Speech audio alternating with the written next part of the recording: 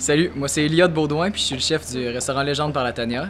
L'oursin, c'est sûr que quand on regarde ça, ça a l'air un peu compliqué à trouver par où l'ouvrir, là. En fait, la façon la plus pratique, c'est avec des ciseaux.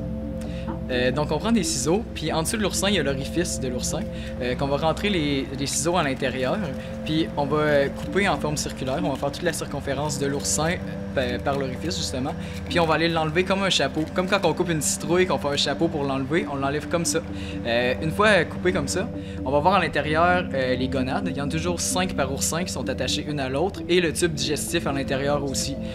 Donc c'est important, une fois qu'il est ouvert, d'enlever le tube digestif, qui est la partie immangeable de l'oursin, la partie brune à l'intérieur, et puis d'aller récupérer les 5 gonades en les gardant les plus intacts possible. Donc, une fois qu'on a enlevé le petit chapeau de l'oursin pour voir l'intérieur, j'y tourne à l'envers dans un premier bassin d'eau. Une fois qu'ils sont à l'envers, il va y avoir une partie des tubes digestifs à l'intérieur qui vont couler dans le fond de l'eau.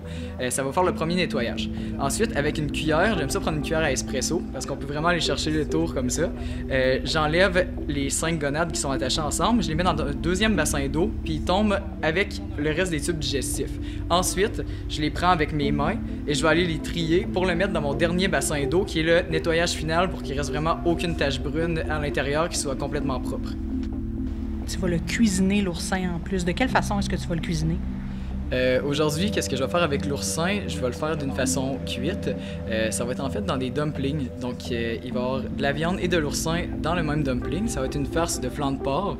Une viande quand même assez grasse. C'est important pour que le goût soit plus présent aussi à l'intérieur puis que ça soit pas sec.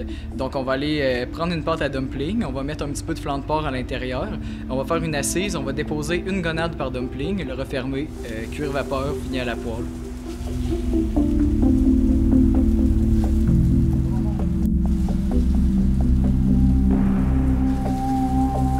Et voilà, bonne dégustation.